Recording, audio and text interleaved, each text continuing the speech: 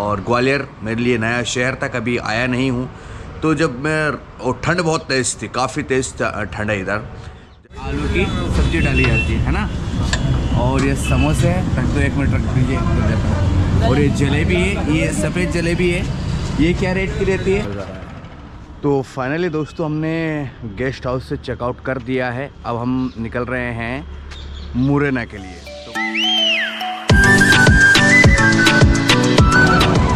तो फाइनली दोस्तों हम पहुंच चुके हैं मुरैना में। जी हाँ, ये चंबल संभाग का ही एक शहर है। तो सबसे पहले आपको दिखाएंगे कि आखिरकार मुरैना दिखता कैसा है, यहाँ पर सड़कें कैसी है, यहाँ की चहल पहल, यहाँ का मार्केट। पहले मैं आपको एक राउंड घुमा देता हूँ ताकि आपको समझ आ जाएगा कि आखिरकार जो मुरैना है वो किस तरह का शहर है, यहाँ पर किस तरह की दुकानें हैं या मकान किस तरह के हैं। क्योंकि आप सभी को पता है कि चंबल का नाम सुनते ही आपके दिमाग में डाकू वाला ख्याल आ रहा होगा कि मुरैना और भिंड में एक तरह से डाकुओं के इलाके। लेकिन यहाँ पर अब जो नज़ारा है वो बिल्कुल बदल चुका है, यानी कि यहाँ पर फैक्ट्रियाँ लग चुकी है, उद्योग धंधे लग चुके हैं, इसलिए लोग ने अब डाकूगिरी छोड़ दी है। और यहाँ पर मुझे ग्वालियर से ज़्यादा हलचल नज़र आ रही है, यानी कि जो ग्वालियर था मैं, तो इतनी ज़्यादा भीड़ भाड़ नज़र नहीं आती थी सड़कों पर जितनी यहाँ पर आती है। तो चलिए मैं आपको एक बार एक राउंड लगा देता हूँ, जिससे आपको यहाँ का लोकेशन समझ आ जाएगी, यहाँ की सड़कें,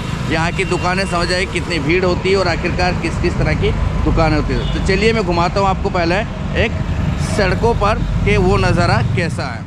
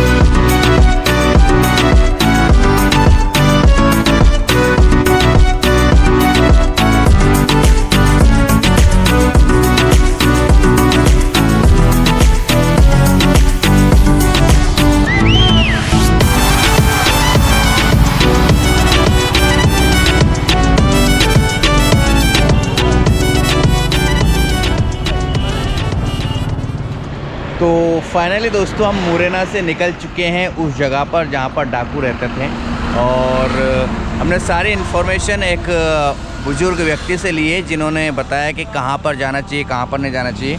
तो मुझे उन्होंने कुछ रास्ते बताए, मैं आपको बता देता हूँ। देखो, मुझे जो यहाँ पर डाकू रहते थे, जहाँ पर डाकू लोग कह सकते हैं नहाते धोते थे, वो डैम, वो नदी, मतलब एक बांध है वहाँ पर।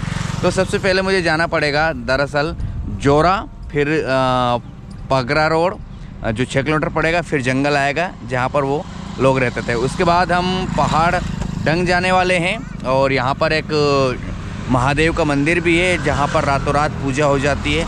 यानी कि बहुत सारी जगहों पर जाएंगे, खासकर वो जगह हम फोकस करने वाले हैं। मुरैना आए हैं तो कि जहाँ पर डाकू अक्सर रहते थे, जहाँ पर अक्सर डाकू अपना जीवन यापन करते थे। कौन से जंगल थे, कैसे जंगल थे, कितने घने जंगल थे, वहाँ क्या था क्या नहीं है, रहने के लिए मतलब ज़मीन जो है वो ठीक ठाक थी नहीं थी, तमाम चीज़ें हम इस व्लॉग में जानने वाले हैं। तो चलिए अब निकलते हैं हम जोरा। जोरा के बाद हमें निकलना है पगरा रोड, ठीक है ना।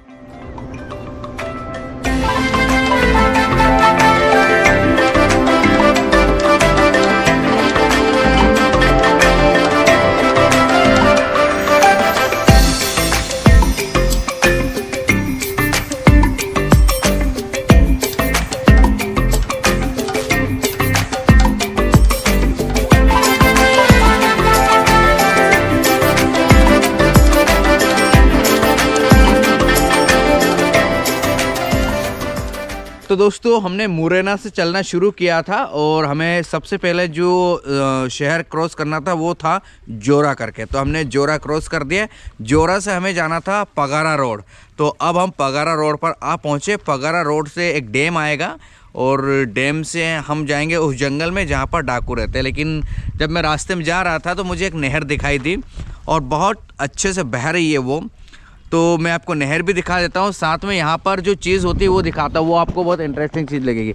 देखिए यहाँ पर है ना, यहाँ की ज़मीन में ऐसे पत्थर निकलते हैं आपको, मतलब ये देखिए ऐसे पत्थर नज़र आएंगे ना, तो ज़मीन के अंदर जैसे आप झाबुआ जाओगे तो भी आपको पत्थर नज़र आते हैं, और यहाँ पर भी आपको ऐसे पत्थर निकलते हुए नज़र आएंगे।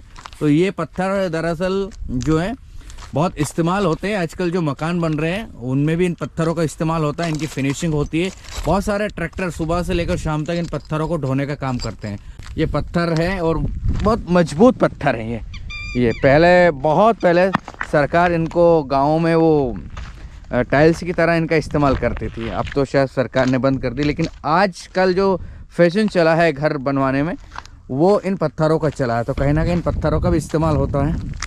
अब मेरे सामने एक नहर है, ये नहर बहुत दूर से मुझे दिखाई दे रही है, लेकिन मैंने सोचा चलो कहीं आगे रुकूंगा। अच्छा नज़ारा है, ये नहर बह रही है और ये पता नहीं कौन सी नदी से आ रही है, इसका तो कोई डिटेल मुझे नहीं पता है, लेकिन हाँ बांध है आगे ऐसा बताया जाता है। ये दादा दिखाई दे रहा है। क्यों दादा, कहाँ से आ रही है नहर? कोटा गूंदी। कोटा से आ रही है?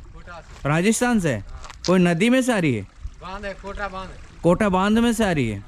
और यहाँ पर कहाँ पर बांध है? इधर नहीं है, नीचे है, इधर नीचे है।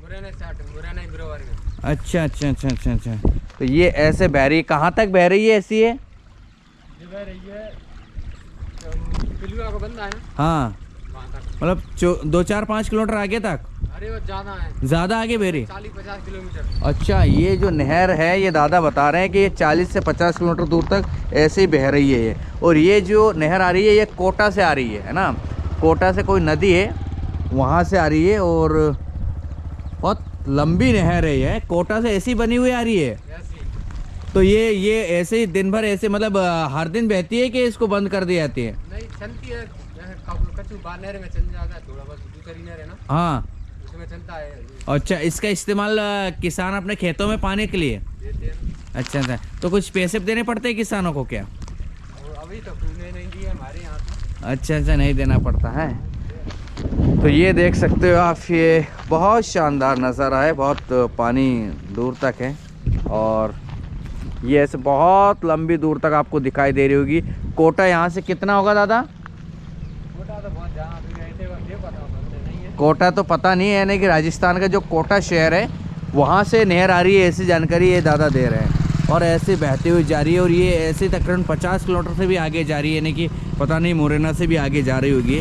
लेकिन इस नहर का उपयोग किसान अपने खेतों में करते हैं, इंजन रखते हैं लोग और उसी से पानी की सिंचाई करते हैं। रास्ते में बहुत सारे इंजन रखे हुए थे, तो अच्छा है। हम जा रहे थे वो पगार जोड़, और वहाँ से हम जंगल जाने वाले थे, लेकिन पहले नज़ारा देखा तो अच्छा लगा।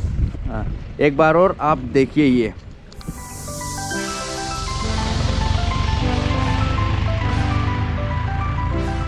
तो दोस्तों, मैं नहर देखते देखते तकरीबन 4 से 5 किलोमीटर आगे आ गया हूँ, और मुझे नहीं पता था कि जो डैम है वो किस रूट पर है। मुझे बताया गया था कि आपको मुड़ना है, लेकिन मैं नहीं मुड़ा, और इस नहर के चक्कर में मैंने सोचा है नहर डैम तक ही जाएगी, तो मैं तकरीबन 4 से 5 किलोमीटर आगे आ गया। अभी एक दादा ने बताया, अब मुझे फिर रिटर्न होना है, तो चलिए रिटर्न होते हैं और हम जाते हैं उस डैम तक, और डैम से जो जंगल लगे हुए पास में वहाँ जाते हैं, और वहीं जाकर देखते हैं आखिरकार क्या पूरा मामला है, और जंगल कितना बड़ा है क्या नहीं, सारी जानकारी आपको वहीं जाकर देते हैं।